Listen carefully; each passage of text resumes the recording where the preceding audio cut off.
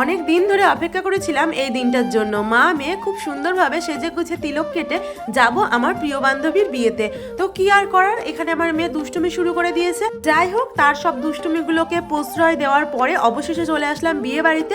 এসে দেখছি আমার বান্ধবী স্টেজে দাঁড়িয়ে তার মা বাবার সঙ্গে ফটোশুট করছে, আর এইদিকে ছিল অনেকগুলো স্টল। স্টলে গিয়ে হামলা করেছে আমার মা আর মেয়ে, আর তার পাশাপাশি রয়েছে এই তিন সুন্দরী বান্ধবী যারা আমাকে রেখে আগে আগে চলে এসেছে।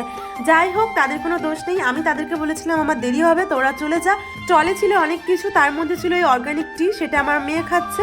তারপরে ছিল মোমো স্টল, আমি তো দুটো মোমো নিয়ে তাদেরকে দিতে যাচ্ছি। আর ছিল ফুচকা, তার সঙ্গে ছিল পকোড়া। তো পকোড়া তো ফার্স্টেই খেয়ে নিয়েছে আমার মেয়ে, আর এখন খাচ্ছে মোমো। ও কিন্তু খায় না কিছুই, সব কিছুই নোংরামি করে, দুষ্টুমি করে, মানে সব কিছু ফেলে ছেলে নোংরামিটাও করতে চায় আর কি। আর যদি নোংরামি না করতে চাও, ওর মাথা হয়ে যাবে গরম। যাই হোক, আমাকে কেমন লাগছে অবশ্যই জানিও। আর আমার বান্ধবী চলে এসছে ঘরে। আর হ্যাঁ, আমার বান্ধবীকে কেমন লাগছে সেটাও কিন্তু অবশ্যই জানিও। বর কিন্তু চলে এসছে, বরের আমি ছবি তুলতে পারিনি।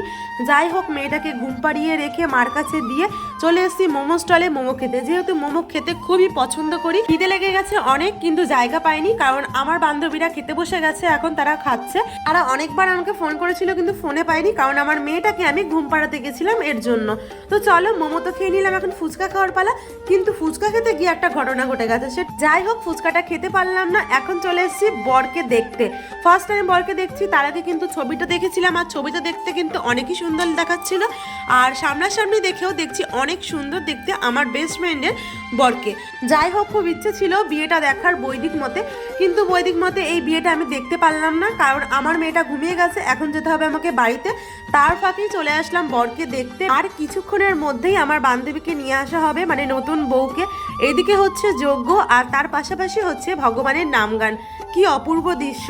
ভগবানের কৃপা ছাড়া এই দৃশ্য লাভ করা সম্ভবই না। তোমরা সকলে মিলে এদের দুজনকে অনেক আশীর্বাদ করো, তাদের নতুন জীবন যেন সুখের হয়। হরে কৃষ্ণ।